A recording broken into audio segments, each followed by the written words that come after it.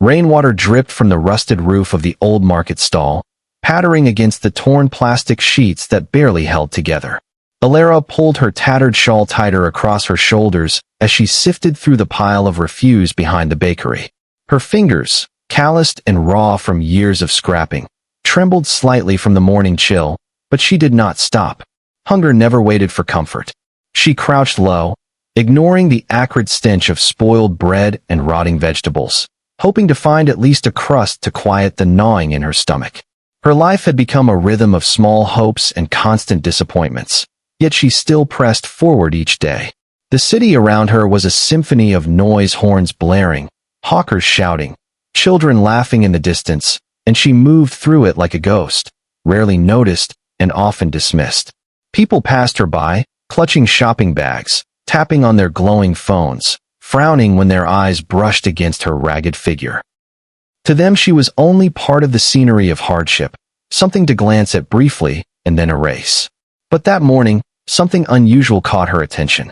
Beneath a heap of cardboard boxes, between the discarded remains of last night's fruit deliveries, she heard a sound. A soft whimper, barely audible above the marketplace commotion. At first she thought it was a cat or a puppy, but as she leaned closer, her heart clenched. Wrapped in a thin, damp blanket was a baby, its cheeks flushed from the cold, its lips quivering as it let out a fragile cry. Alara froze, unable to believe her eyes. Her hands shook as she reached out, lifting the tiny bundle with a care that felt foreign to her, as though she were holding something sacred. The infant was so small, so defenseless, and so desperately in need of warmth. "Oh, sweetheart," she whispered under her breath, her voice breaking from the lump forming in her throat. It had been years since anyone had needed her, and now here was this little soul abandoned among trash, left for fate to decide. She pressed the baby against her chest, tucking the damp blanket under her chin to shield it from the breeze. Instinct carried her where reason hesitated. She knew she had no food, no shelter beyond the alleyway corner she claimed each night, no resources to care for herself, much less another life. Yet something inside her refused to set the child back down. She had been thrown away once, too discarded by those meant to love her, and she remembered the sting of that emptiness. She could not inflict it on another, not when the helpless life was already in her arms.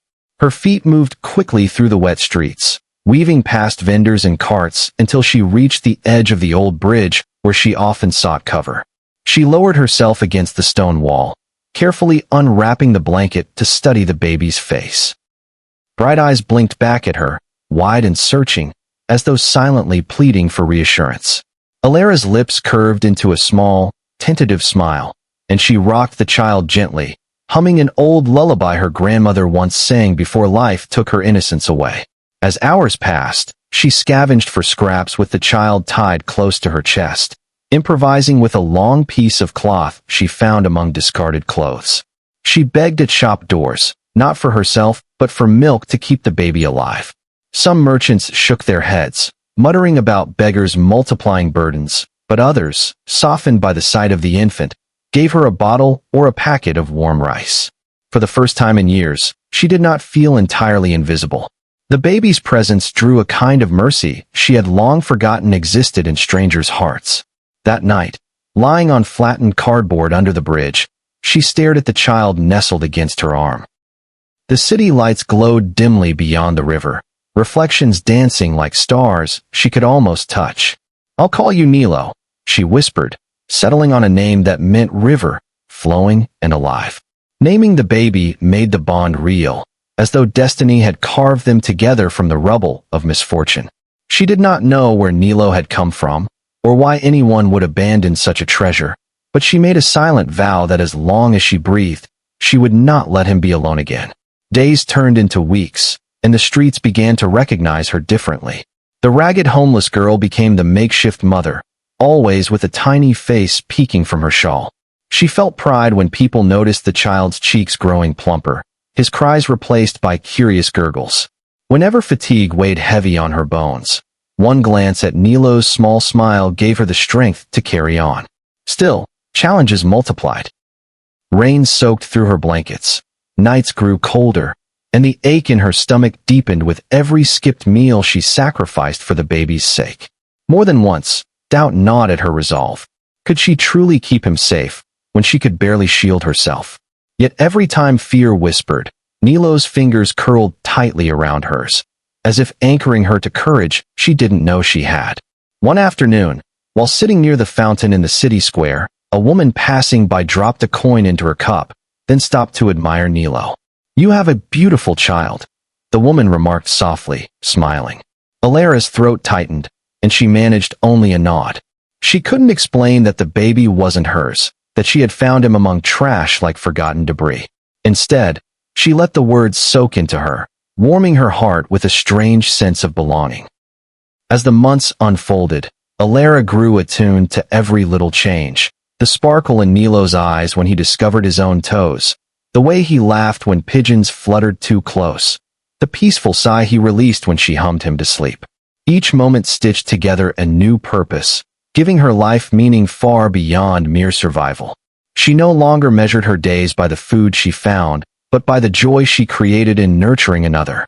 What she could not have known, however, was that this child she had rescued from the edge of despair was far from ordinary.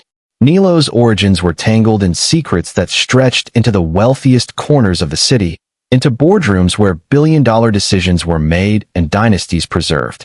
Unbeknownst to Alara, the abandoned baby was no nameless orphan, but the last link to a powerful legacy, one that fate had now entwined with her own fragile existence. The wind swept colder as autumn gave way to winter, and Alara wrapped her shawl tighter around Nilo, whispering promises she dared not break. "We'll get through this, my little river," she murmured, pressing a kiss to his forehead. In the shadows of the city, where no one expected hope to bloom, a bond of unbreakable love had begun to grow, carrying with it the weight of secrets still waiting to be unveiled. The days grew harsher as winter settled in, coating the city in a brittle frost that bit at bare skin and seeped through even the thickest cloth. Alara shielded Nilo the best she could, wrapping him in layers of scavenged fabric and keeping him pressed tightly to her chest, her body heat the only real warmth he had. Her own hunger deepened into hollows under her eyes, yet she pressed on, convinced that keeping the little boy alive was worth more than her own comfort. One morning, the icy wind rattled the marketplace awnings, and Alara's legs nearly buckled as she begged for food outside a bakery. A passerby brushed her aside, muttering something about idlers, but another voice cut through, calm and deliberate. "Are you all right?" The tone was unlike the usual disdain she encountered. There was genuine concern threaded through it. She looked up to see a tall man in a dark overcoat, his scarf neatly tied, his shoes polished despite the wet streets. His presence was commanding, yet his eyes softened when they landed on Nilo, who blinked up at him with innocent curiosity. Alara instinctively pulled the child closer, wary of pity she could not repay. "We're fine," she mumbled, though her trembling hands betrayed her. The man crouched slightly, bringing himself to her level, and extended a gloved hand not toward her, but toward Nilo, as if seeking permission. When the baby reached out, grabbing at the soft leather, the stranger smiled. "He's strong," the man remarked warmly, "and he deserves to be warm and fed." Before she could protest, he motioned her to follow him. Alara hesitated, suspicion pricking her chest. Too many times, kindness had been laced with mockery or exploitation. But something in his calm, deliberate manner nudged her forward. Inside the bakery, the air was thick with the scent of fresh bread and cinnamon. The man ordered warm milk and a loaf, paying without flinching at the cost, then slid the tray across to her. She stared at the steaming cup as though it were a mirage, unsure if it was truly meant for her. "Eat," he urged gently, his gaze steady. She broke a piece of bread and placed it against Nilo's lips first, watching relief flood her heart as he gummed at it happily. Only then did she allow herself a bite, tears stinging her eyes at the simple luxury of fresh food. The stranger did not rush her, only observed quietly, as though weighing her resilience. When she finished, he asked her name. "Alara," she whispered. "And him?" His finger gestured to the baby. "Nilo," she said, her voice firmer this time, proud of the name she had given. The man introduced himself as Adrian Vale.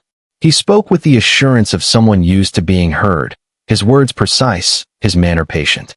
Though he did not reveal much, Alara sensed he was not ordinary.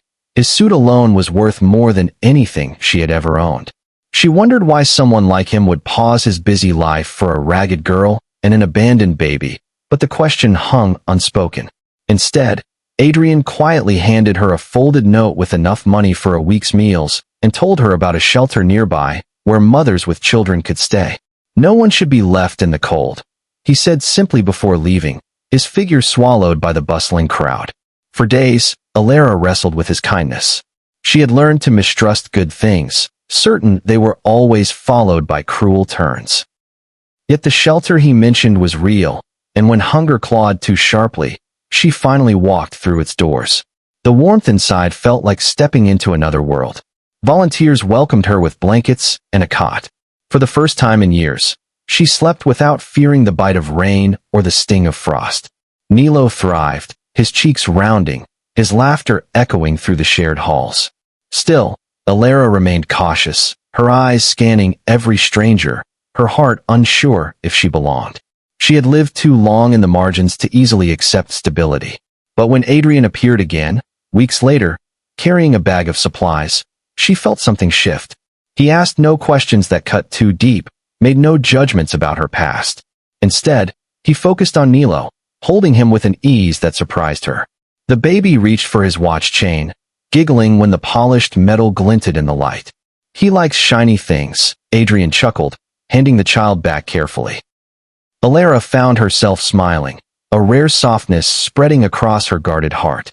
As winter turned to spring, Adrian's visits became more frequent. Sometimes he brought food, other times books or toys.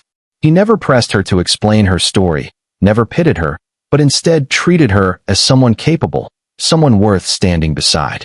It unsettled her at first, this steady stream of generosity, but slowly she allowed herself to lean into it. They shared conversations over simple meals, sometimes about trivial things like the weather or the noise of the city, sometimes about deeper matters, dreams she once had of studying, fears she carried about Nilo's future. Adrian listened with an attentiveness that felt foreign, as though her words mattered. Yet beneath the growing trust, Alara could not ignore small oddities.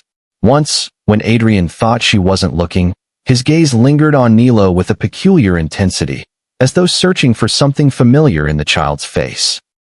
Another time, she caught a driver waiting for him outside the shelter in a sleek car, far too luxurious for an ordinary man. He brushed off her questions with a smile, saying only that he worked in business. But she sensed layers beneath his composed exterior, layers she could not yet reach. One evening, as twilight painted the sky, Adrian walked her and Nilo back from the park. The baby had fallen asleep against Alara's chest, his tiny breaths warm against her skin. Adrian slowed his pace, his voice quieter than usual. "You've given him life," he said softly, eyes fixed ahead. "Not everyone could do what you've done, Alara." Her heart clenched at the sincerity in his tone. She wanted to tell him she wasn't strong, that most nights she lay awake terrified she wasn't enough. But when she met his gaze, she saw no judgment, only admiration. And for the first time, she believed she might be more than the world had told her she was. What Alara did not yet know was that Adrian carried a truth he had not dared to share, a truth tied to Nilo's very existence. For in the polished towers of the city, whispers circulated about an heiress lost to time, and a child whose disappearance threatened the stability of an empire. Adrian was not simply a passerby moved by compassion. He was a man with knowledge of a legacy that would soon collide with Alara's fragile world. Every visit, every quiet act of kindness, drew her closer to the revelation that would unravel everything she thought she knew about herself and the little boy she had chosen to love. Spring ripened into summer, and the city pulsed with new life, markets crowded with bright fruits, fountains sparkling beneath the sun, and children chasing one another in the open squares. Within the shelter's modest walls, Alara felt a strange calm bloom. Nilo was growing, his laughter brighter, his steps wobbling into toddles that made other women cheer with delight. She cherished each milestone with a devotion born from both sacrifice and awe. For the first time in years, her nights were not merely about surviving but about dreaming, wondering if perhaps their future could hold more than struggle. Adrian continued to visit, his presence a quiet thread weaving through her days. He played with Nilo as though the boy were his own blood, lifting him high until giggles echoed down the corridor. He encouraged Alara to take small steps toward stability, urging her to try evening literacy classes the shelter offered, even arranging for a tutor when he realized her hidden eagerness to learn. She felt her world widening under his guidance, though she kept her guard high, fearful of leaning too much on what seemed too fragile to last. One humid evening, Adrian asked her to meet him at the park bench where they often sat. The air was heavy with the scent of blooming flowers, but his demeanor was taut, as though words pressed hard against his chest. Alara balanced Nilo on her lap, rocking him gently as Adrian cleared his throat. "There's something I need to tell you," he began, his eyes searching hers with unusual intensity. Her stomach tightened, sensing the weight of what was coming. He spoke carefully, explaining pieces of a story that felt far removed from the world she knew. A child had been stolen from a powerful family, a family whose wealth and influence reached into every corner of the city. The disappearance had shaken boardrooms and newspaper headlines, though Alara, lost in the margins of society, had never known the details. The child, Adrian revealed, was heir to a vast fortune, the sole link to a dynasty whose roots ran deep into business empires and charitable foundations. And then his gaze shifted to Nilo, who slept peacefully in her arms. Alara's breath caught. "No," she whispered, shaking her head. "He was abandoned. I found him." Her words faltered under Adrian's steady eyes. He explained how he had suspected for weeks, quietly confirming through details the unique birthmark on Nilo's shoulder, the timing of his abandonment, the way whispers within the city's elite had spread desperate searches and hidden scandals. "He's not just any child," Adrian said softly. "He's the grandson of Reginald Crown. And Alara, you're not who you think you are either." The world tilted beneath her. She demanded clarity, voice trembling with disbelief. Adrian revealed that years ago, when she was still a child, she had been lost in the chaos of a family feud, separated and unclaimed, left to slip through the cracks until the system discarded her. Documents buried in legal battles and prideful silences had erased her rightful identity. She, too, was part of the crown lineage an heiress never acknowledged, swallowed by circumstance. The abandoned baby she had saved was not a stranger's child, but her nephew, left vulnerable in a desperate attempt to hide him from those who sought to control the empire. Alara's chest heaved as shock warred with denial. She looked at Nilo's serene face, struggling to reconcile the fragile bundle she had found in the trash with the revelation of legacy. "I'm just a girl from the streets," she whispered fiercely, her fingers clutching the child protectively. "I'm no heiress. I'm no one."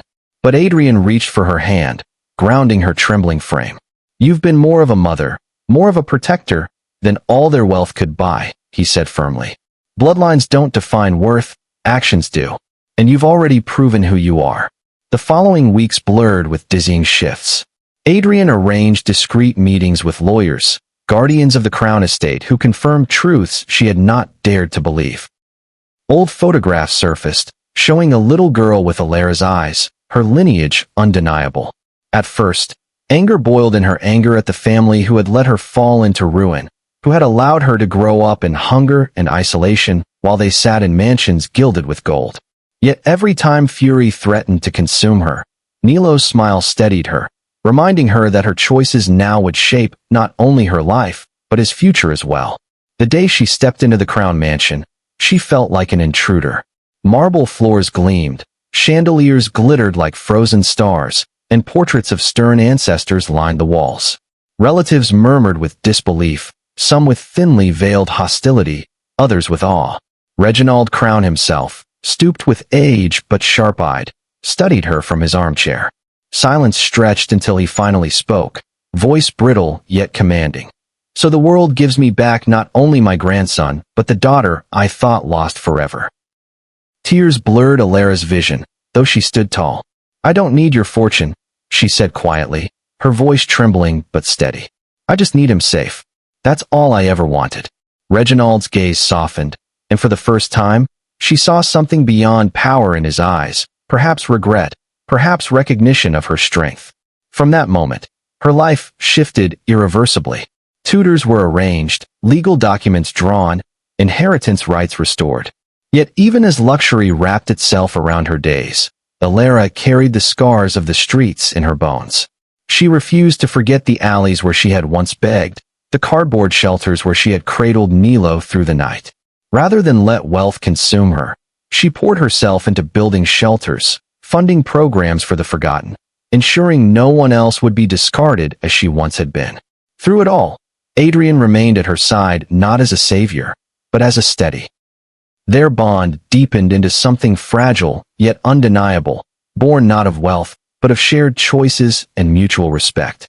And as Alara watched Nilo run through the gardens of the estate, laughter ringing beneath the sky, she knew the greatest treasure she had gained was not fortune or titles, but the love and family she had created from the ashes of despair.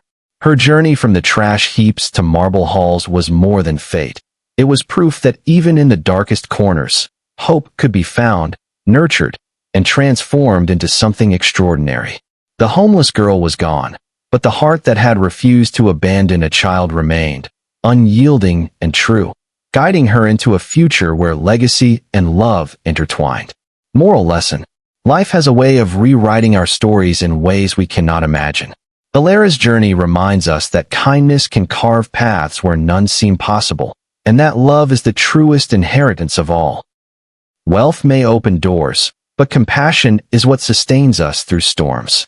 If you've ever felt forgotten, take courage. Your story is still unfolding, and you hold the power to shape it.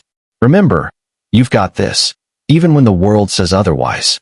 If this story touched you, don't forget to like the video, subscribe to the channel, share it with friends, and comment on what lesson stood out most to you.